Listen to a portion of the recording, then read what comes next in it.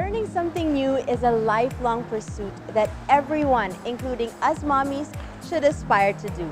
That's why I sought the help of mommies who are experts in their own field to show us some new skills, teach us some cool hacks, and basically enable us to be our most super selves yet.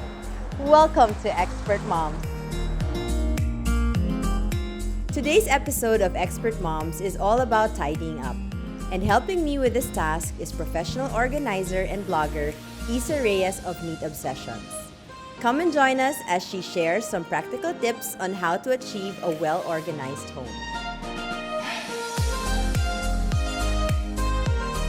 We are here in Lander Superstore, Alabang with no other than my good friend Issa Reyes of Neat Obsessions. Hi, Is. Hi, Good morning. Good morning. Okay, I'm so excited to be sharing and to be learning more about Neat Obsessions.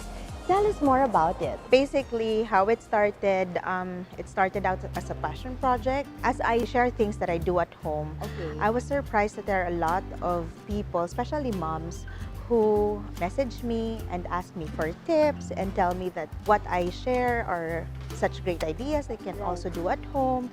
And then there are also moms who actually ask for help. It being a passion project, it leads to me thinking of doing it professionally.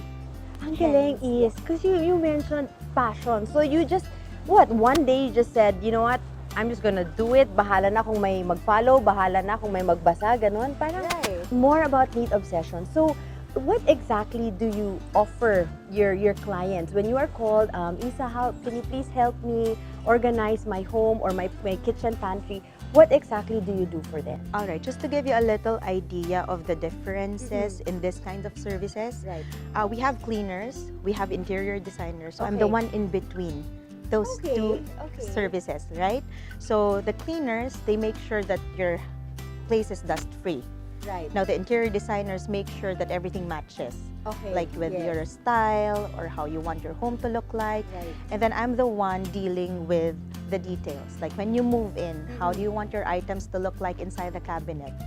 So, and then making sure that the space, the way you're going to move around the house, it's going to be efficient. So you create that system for them as you. Oh, okay. So that's what I do. I make sure that there's a proper system in place. Right. And considering also like how people move inside the house. Okay, over in this aisle. Okay, so now we're here in Landers. You mentioned earlier that you're here to shop for a client. Yes. So on top of you being able to fix and organize the homes of your clients, you also do the shopping of what could help them, the tools and the bins or what have you to make your job more efficient. Right. So now I'd like to see and catch you in action. What are we shopping for? What are you going to be buying for your client today? All right. Mostly my clients kasi, they're asking, the first room that they want me to fix is usually the closet.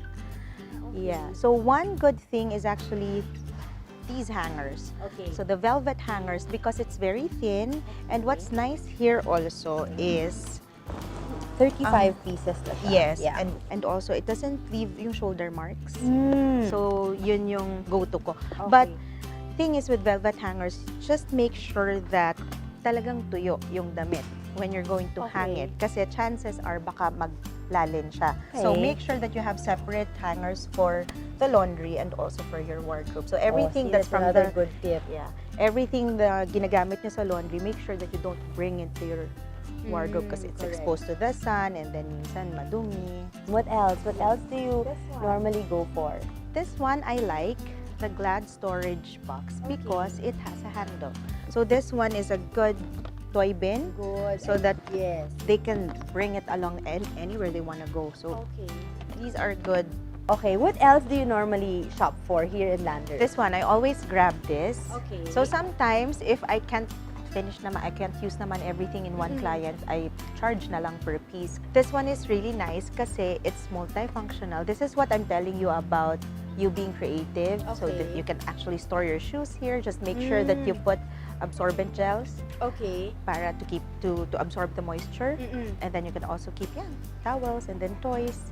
So it's nice kasi it's uniform, and plus it's in one box na. Parang you don't have to worry about buying per piece. Correct. So- And I'm sure it comes out more economical if you buy the bundled than buying it per piece, Right. diba? So you get to save a little bit also. Okay, let me have I'm you. keeping this. Is it It's heavy okay. or- Okay. It's fine. So Is, you mentioned this caught your eye, mobile file cart. But what if you don't have a home office in the house? You can actually put it inside the cabinet or Okay. just put it beside the table where especially when you have kids, Mm-mm. diba? So this is actually a good filing system kasi I assume magkaiba yung colors nung Right. folder. So you can put na parang this color belongs to you and your husband and then the green color for your Okay. kids. Well, with the mobile also, if there's an emergency, you can just pull it out, right? Okay, E, so what other items pa do you would like to share with all of us that you normally use? One thing that I recommend clients to have in their home is actually a step stool. Okay. This is very light as opposed to having like a ladder or you pulling your chairs Right. might cause an accident. This one can evenly hold your Weight. weight, Right. right? So it's nice kasi to have it in the bathroom or in the kitchen. Correct. Like in the bathroom, the kids can use That's it what when I they're was going to brushing say, their for teeth, kids, right? Para to somehow elevate them and make them reach the sink, no? And then in the kitchen also, because sometimes, items that are on the top shelf gets neglected because it's so hard to reach. Yes, But if you have an easy access to it, Such as a step such as stool. a step stool, Okay. then ma-maximize mo yung space. And you get to utilize all Right. the things that you have at home. right? What I want people to do is always sort their stuff. Okay. That's the number one rule in organizing. Sort it. Plus, also, if you are buying stuff, make sure that you consider also buying storage items for it. Because if you're not gonna house your stuff or Right. if you're not gonna store properly the items that you are buying, is let's say, for example, a product of your hard work, it will just lose its value. At the end of the day, for me, it's okay. It's okay for you to buy. That's your money, right? It's okay as long as you have that system in place wherein you still keep the value of those items. Okay, so sort and organize and house the items properly so you Right. really maximize the value. That's really Yes. nice. Okay. This is the most exciting part for me actually, is to see the systems you put in place in your very own home. So I can't wait. I'm excited. Let's go. Let's go. For the next episode of Expert Moms, I will be visiting Issa's home to see for myself how she puts her organizing skills into practice. Stay tuned and see you super soon!